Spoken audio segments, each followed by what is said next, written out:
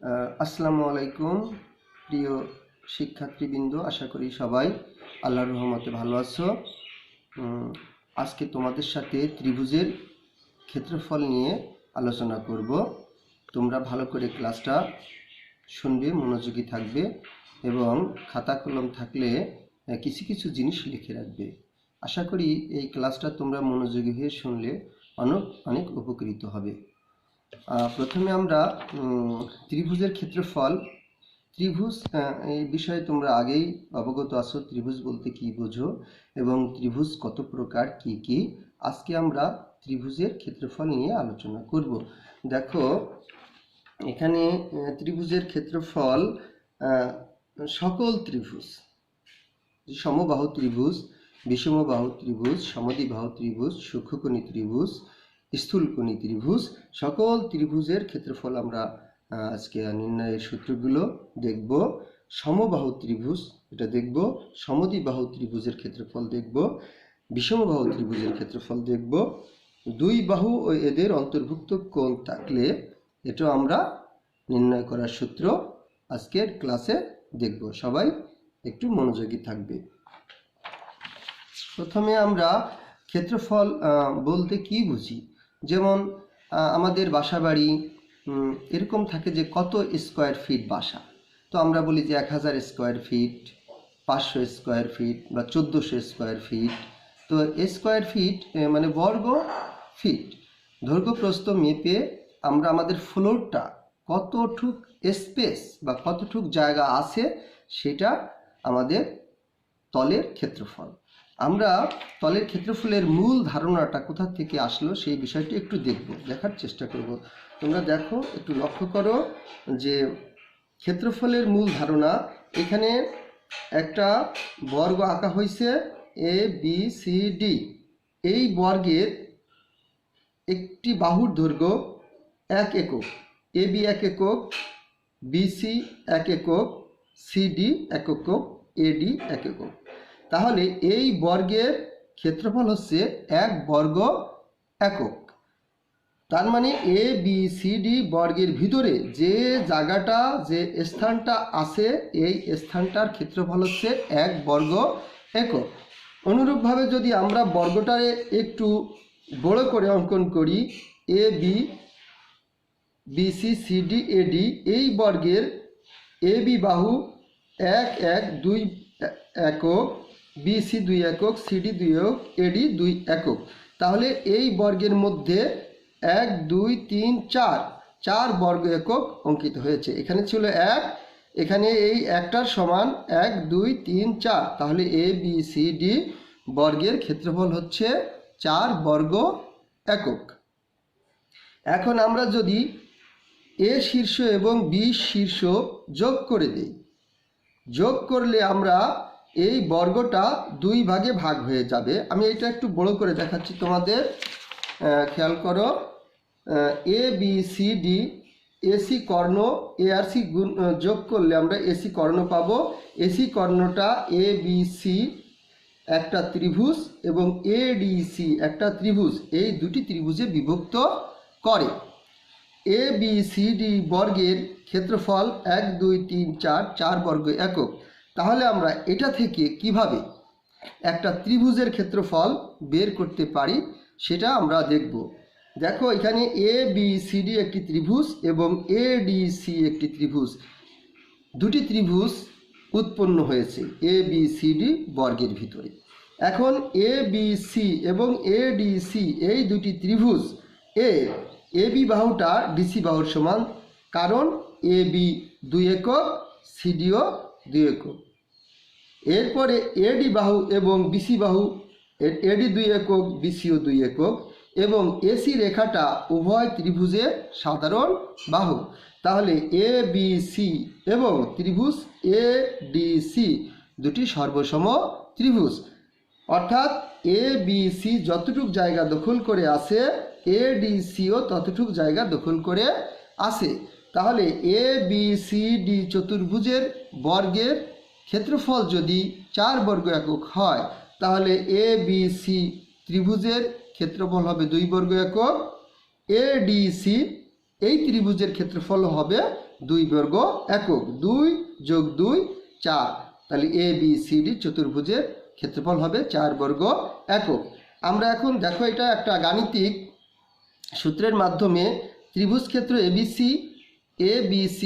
হবে ABCD বর্গক্ষেত্রের অর্ধেক, তাহলে হাফ ইন্টু বর্গক্ষেত্র ABCD, হাফ ইন্টু বর্গক্ষেত্র ABCD 2 গুণ দৈর্ঘ্য গুণ প্রস্থ, যদি আমরা চিন্তা করি দৈর্ঘ্য 2 প্রস্থ 2, 2 গুণ 2, তার মানে দৈর্ঘ্য ইন্টু প্রস্থ। এখানে দৈর্ঘ্য আমরা উচ্চতা বলতে পারি, প্রস্থরে আমরা ভূমি বলতে পারি, তাহলে হাফ গুণ ভূমি গুণ উচ্চতা, তার মানে এটাও 2 এটাও 2 বসাই দিলে এই 2 বাদ হয়ে যায়, থাকে 2 বর্গ একক। তাহলে ABC ত্রিভুজের ক্ষেত্রফল পেলাম 2 বর্গ একক। তাহলে আমরা একটা সূত্র এখানে আবিষ্কার করতে পারি বা একটা সূত্র তৈরি করতে পারি যে সকল ত্রিভুজের ক্ষেত্রে যে ক্ষেত্রফলের সূত্র, সেই সূত্রটা হবে হাফ গুণ ভূমি গুণ উচ্চতা। এটা তোমরা মনে রাখবা যে কোনো ত্রিভুজের ক্ষেত্রে আমরা হাফ গুণ ভূমি গুণ উচ্চতা এই সূত্রটা ব্যবহার করতে পারবো এবং এই সূত্র ব্যবহার করে ত্রিভুজের ক্ষেত্রফল নির্ণয় করতে পারবো। এখন আমরা দেখব সমবাহু ত্রিভুজের ক্ষেত্রফল কিভাবে নির্ণয় করা যায়। লক্ষ্য করো, ABC একটি সমবাহু ত্রিভুজ। সমবাহু ত্রিভুজ কাকে বলে? যে ত্রিভুজের 3টি বাহুই পরস্পর সমান তাকে সমবাহু ত্রিভুজ বলে। এখানে ABC এই ত্রিভুজের AB বাহু A একক, BC বাহু A একক, AC বাহু A একক, এটা আমরা ধরে নিই। A থেকে BCর উপর AD লম্ব অঙ্কন করলে, দেখো AD লম্ব অঙ্কন করলে BC এর D বিন্দুতে ছেদ করে। এখন এই D বিন্দুটা এই BC এর মধ্যবিন্দু হবে। কেন হবে? আমরা যদি AB কে ব্যাস ধরে একটি বৃত্ত অঙ্কন করি তাহলে সেই বৃত্তটা ABC এই 3টি বিন্দু দিয়ে যাবে, তাহলে সেই বৃত্তের একটি জ্যা হবে BC। আমরা জানি কেন্দ্র থেকে কোনো জ্যায়ের উপর লম্ব ওই জ্যাকে সমদ্বিখণ্ডিত করে। সুতরাং এই BC বাহুটা D বিন্দুতে সমদ্বিখণ্ডিত হয়েছে, অর্থাৎ BD সমান CD। তাহলে BC বাহু যদি A একক হয়, অতএব BD বাহু A এর অর্ধেক, DC বাহু A এর অর্ধেক। এটা থেকে আমরা ABCD এই ত্রিভুজের AD এর পিথাগোরাসের সূত্রানুযায়ী AD বাহুর দৈর্ঘ্যটা নির্ণয় করতে পারি। তোমরা জানো যে পিথাগোরাস কি উপপাদ্য আবিষ্কার করেছে। পিথাগোরাসের সূত্র হচ্ছে একটা সমকোণী ত্রিভুজের অতিভুজের উপর অঙ্কিত বর্গক্ষেত্র অপর 2 বাহুর উপর অঙ্কিত বর্গক্ষেত্র দ্বয়ের সমষ্টি সমান। সংক্ষেপে আমরা বলতে পারি অতিভুজ স্কয়ার সমান লম্ব স্কয়ার প্লাস ভূমি স্কয়ার। সেই সূত্রানুযায়ী আমরা ADর মানটা নির্ণয় করতে পারি। দেখো AD স্কয়ার আমরা কি লিখতে পারি? A square AB square minus BD square.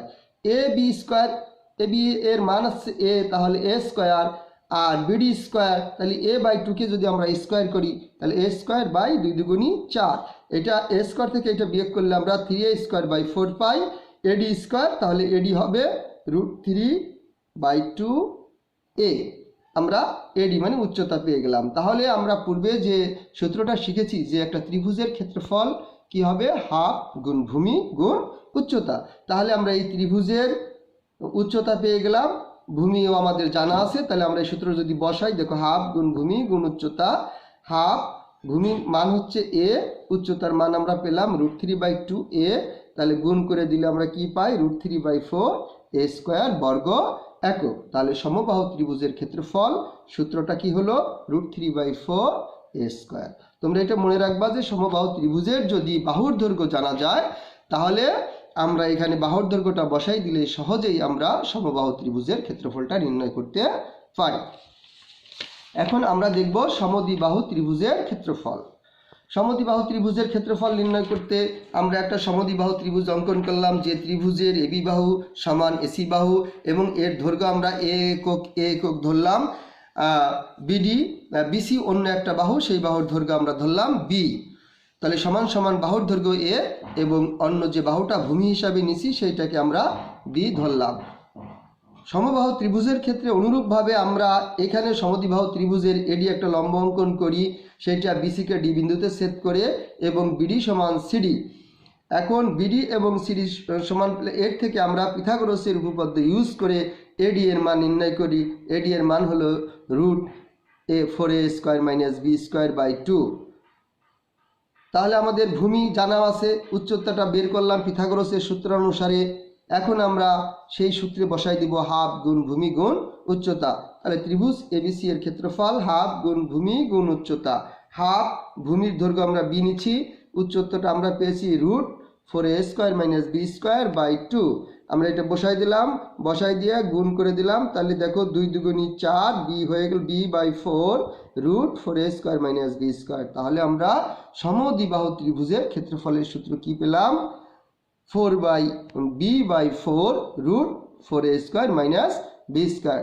অর্থাৎ সমদ্বিবাহু ত্রিভুজের দুটি বাহুর দৈর্ঘ্য জানা থাকলে এই সূত্রটা ব্যবহার করে আমরা সমদ্বিবাহু ত্রিভুজের ক্ষেত্রফলের সূত্রটি নির্ণয় করতে পারবো। এই ধরনের যত সমস্যা আছে সেই সমস্যা আমরা সমান সমান বাহুর দৈর্ঘ্য এবং ভূমির দৈর্ঘ্য জানা থাকলে আমরা সমদ্বিবাহু ত্রিভুজের ক্ষেত্রফলটা নির্ণয় করতে পারবো। এখন আমরা দেখব বিষমবাহু ত্রিভুজের ক্ষেত্রফল কিভাবে নির্ণয় করা যায়। বিষমবাহু ত্রিভুজ এ বি সি একটি বিষমবাহু ত্রিভুজ, যে ত্রিভুজের কোনো বাহু প্রত্যেকটা বাহুই অসমান। একটা বাহুর আমরা দৈর্ঘ্য নিচ্ছি সি, একটা নিচ্ছি বি এবং একটা নিচ্ছি এ। অনুরূপ বা আগের ক্ষেত্রে যে আমরা একটা এডি লম্ব অঙ্কন করেছি, এখানেও এডি একটা লম্ব অঙ্কন করলাম। এডি লম্ব অঙ্কন করে আমরা পিথাগোরাসের সূত্র অনুযায়ী এইটা ab²